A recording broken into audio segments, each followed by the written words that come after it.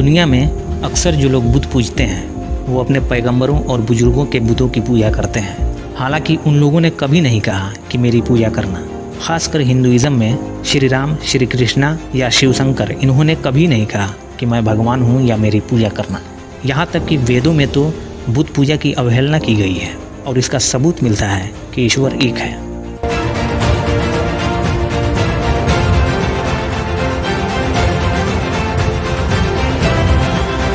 इस टॉपिक के कंक्लूजन तक पहुंचने के लिए कम से कम एक बार पूरी वीडियो ज़रूर देखिए, चाहे आप किसी भी धर्म से बिलोंग करते हो। आज आप जानेंगे कि आपका धर्म किस नंबर पर आता है। इस दौर में आपका वक्त कितना कीमती है मैं समझ सकता हूँ, इसलिए मैंने हर एक पॉइंट को बहुत ही शॉर्ट में एक्सप्लेन करने की कोशिश की है। दोस्तों, दुनिया को और इंसानों को देखकर ताज्जुब होता है। इससे भी ज़्यादा ताज्जुब ये देखकर होता है कि एक ही जैसे दिखने वाले इंसान अलग अलग धर्म और संप्रदाय में कैसे बटा हुआ है। दुनिया के इन अलग अलग कम्युनिटीज़ की मानसिकता को देखकर ऐसा प्रतीत होता है मानो लोग अलग अलग फैक्ट्री से प्रोड्यूस हुए अलग अलग प्रोडक्ट हैं, जबकि हकीकतन ये देखने को मिलता है कि हर इंसान के बॉडी की पूरी स्ट्रक्चर एक समान होता है। यहाँ तक कि लोगों के रगों में जो खून दौड़ता है उसके रंग और प्रॉपर्टी में भी कोई फ़र्क नहीं होता। इससे ये पता चलता है कि एक ही जैसे दिखने वाले दुनिया के सभी लोगों की शुरुआत किसी एक ही पॉइंट से हुई है। वो पॉइंट क्या है, ये सभी धर्मों में लगभग एक ही व्याख्या मिलती है। भले ही लैंग्वेज के एतबार से लोग अलग अलग नाम से जानते हों। जैसे इस्लाम धर्म में आदम का जिक्र आता है, वहीं ईसाई और यहूदी धर्म में इसी का बदला हुआ नाम एडम और सनातन यानी हिंदू धर्म में मनु के नाम से जाना जाता है। यहाँ नाम भले ही बदला हुआ हो लेकिन सबका मतलब एक ही है। इस रिजल्ट से ये क्लियर हो जाता है कि पूरी इंसानियत को किसी एक ही क्रिएटर ने बनाया है। आप खुद सोचिए, अगर कई क्रिएटर ने बनाया होता तो हर इंसान की बनावट एक दूसरे से अलग होती। जैसे किसी का आँख के जगह मुंह होता, कान के जगह नाक होता, या किसी के पेट के जगह ब्रेन होता, या किसी के ब्रेन के जगह पेट होता। मतलब पूरे बॉडी की स्ट्रक्चर एक दूसरे से डिफरेंट होती। चलिए अब बात करते हैं सबसे पुराने धर्म की, कि शुरुआती दौर में कौन सा धर्म हुआ करता था। उससे पहले हम ये जानते हैं कि इंसान को आखिर धर्म की ज़रूरत क्यों है। इससे ये पता चलेगा कि वास्तव में किसी भी धर्म की हकीकत क्या है। किसी भी चीज़ की जानकारी लेने के लिए इंसान के पास 3 सोर्स ऑफ इंफॉर्मेशन होती है, जिसके थ्रू इस पूरी दुनिया की चीज़ों और इस दुनिया के बाद की भी दुनिया की जानकारी हासिल की जा सकती है। सबसे पहला सोर्स ऑफ इंफॉर्मेशन है इंसान की 5 सेंसेस, यानी आँख, कान, नाक, मुंह और स्पर्श, जिससे देखकर, सुनकर, सूंघकर, चखकर या छूकर जानकारी ली जाती है। ऐसे ही हमारा दूसरा सोर्स ऑफ इंफॉर्मेशन है हमारी रीजनिंग, जिससे हम अपना दिमाग का इस्तेमाल करके जानकारी हासिल करते हैं। लेकिन इन दोनों सोर्सेज का एक लिमिट है। कोई भी अगर इस लिमिट को क्रॉस करने की कोशिश करता है तो हर हाल गलती करेगा। उदाहरण के लिए मान लीजिए कोई स्ट्रक्चर है, वो स्ट्रक्चर मकान है या इमारत, ये जानने के लिए उसे अपना पहला सोर्स इस्तेमाल करना पड़ेगा।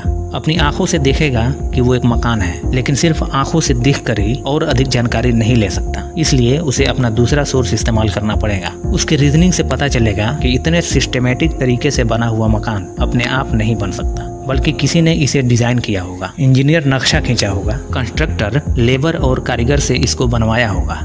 जैसे ये सब जानने के लिए हम बिना रीजनिंग के देखकर या सुनकर पता नहीं कर सकते, उसी तरह इस दुनिया में बहुत सारी चीज़ें ऐसी हैं जिन्हें इन दोनों सोर्सेज से नहीं जाना जा सकता। हम इंसानों को जब किसी क्रिएटर ने बनाया है तो उसका कुछ मकसद भी होगा, कुछ नियम भी होंगे और कुछ शर्तें भी होंगी। उस क्रिएटर की पहचान, उसका मकसद, नियम और शर्तें इंसान न तो अपने सेंस से पता कर सकता है और ना ही अपने रीजनिंग से। अगर पता करने की कोशिश करता है तो डेफिनेटली गलती करेगा। इसके अलावा इंसान का आपसी ताल्लुकात, जीने और मरने की प्रक्रियाएं, लोगों की समस्याएं और उसका समाधान, ये सब कुछ जानने के लिए हमें तीसरा सोर्स ऑफ इंफॉर्मेशन की ज़रूरत पड़ती है, जिसे रेवलेशन यानी वही कहा जाता है।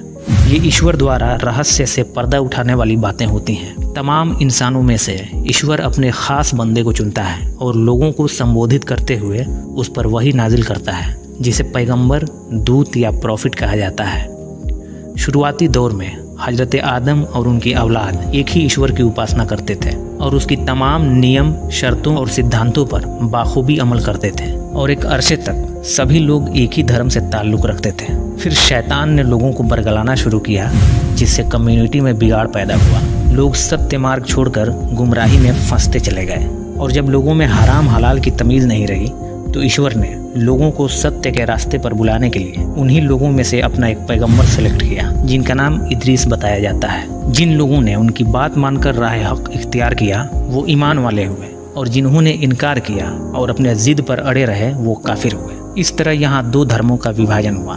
अब यहाँ 2 फेज बनता है। अगर इनकार करने वाले कम्युनिटी के नज़रिए से देखा जाए तो पैगंबर का हक के रास्ते पर बुलाने को नया धर्म कहा जाएगा, लेकिन अगर हकीकी नज़रिए से देखा जाए तो इनकार करने वालों ने नया धर्म बना लिया था, क्योंकि पैगंबर ने तो उन्हें उसी रास्ते पर बुलाया था जिस पर उनके पूर्वज हुआ करते थे।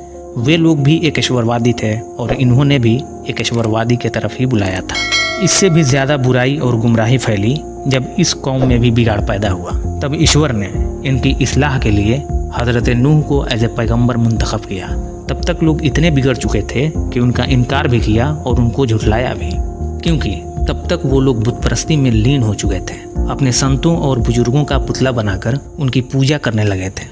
950 सालों में सिर्फ 80 लोग ईमान लाए। तब उनके अमाल और उनके झुठलाने के सबब कुदरत ने तूफान के जरिए उन सब को हलाक कर दिया और नूह और ईमान वालों को नूह की कश्ती के जरिए बचा लिया। इसका जिक्र हर धर्म में अलग अलग नाम से आता है। इस्लाम में नूह की कश्ती के नाम से जाना जाता है, हिंदुइज्म में मनु का नौका और क्रिश्चियनिटी और जेविश में नुआज आर्क के नाम से जिक्र मिलता है। तब तक दुनिया की जितनी आबादी थी सब नष्ट हो गई। कश्ती में जो लोग सवार थे उन्हीं की नस्लों से आज दुनिया की पूरी आबादी फैली हुई है। वो कौम जो ईश्वर के साथ शिर्क और पैगंबर का इनकार करती थी वो सब वहीं ख़त्म हो गए, लेकिन अगले कौम में बिगाड़ और गुमराहियों का सिलसिला ख़त्म नहीं हुआ। हर दौर में जब जब लोगों में बुराइयां फैलती थी और लोग अपना मकसद भूलकर ईश्वर के नियमों की धज्जियां उड़ाते थे और उसकी उतारी हुई किताबों में अपने ख्वाहिशों के मुताबिक बदलाव करते थे, तब ईश्वर अपना पैगंबर भेजकर उनकी इस्लाह करवाता था और उनको सही ट्रैक पर बुलाने के लिए दावत दिलवाता था। लेकिन अक्सर लोग उनका इनकार करके अलग अलग धर्म में विभाजित होते चले गए। हज़रत आदम अलैहिस्सलाम से लेकर लगभग 1,24,000 पैगंबरों का सिलसिला हज़रत मोहम्मद सल्लल्लाहु अलैहि वसल्लम पर ख़त्म हो गया। अल्लाह यानी ईश्वर का फरमान है कि अब कोई पैगंबर नहीं आएंगे, अब डायरेक्ट क़यामत आएगी। अब हम नहीं बताएंगे कि सबसे प्राचीन धर्म कौन है। आप अपनी सोर्स ऑफ इंफॉर्मेशन का इस्तेमाल करो और हकीकी नज़रिए से देखो कि हकीकत क्या है। दुनिया में अक्सर जो लोग बुत पूजते हैं वो अपने पैगंबरों और बुजुर्गों के बुतों की पूजा करते हैं। हालांकि उन लोगों ने कभी नहीं कहा कि मेरी पूजा करना। खासकर हिंदुइज्म में श्री राम, श्री कृष्णा या शिव शंकर, इन्होंने कभी नहीं कहा कि मैं भगवान हूँ या मेरी पूजा करना। यहाँ तक कि वेदों में तो बुत पूजा की अवहेलना की गई है और इसका सबूत मिलता है कि ईश्वर एक है। चारों वेदों में 20,000 से ज़्यादा मंत्रों में से कोई ऐसा मंत्र नहीं है जो कई खुदाओं और मूर्ति पूजा का पक्षधर हो। ऋग्वेद पुस्तक 8 अध्याय 1 का पहला श्लोक है, माँ चिदम्याद्विशंतता, अर्थात किसी की भी पूजा मत करो सिवाय उसके, वही सत्य है और उसकी पूजा एकांत में करो।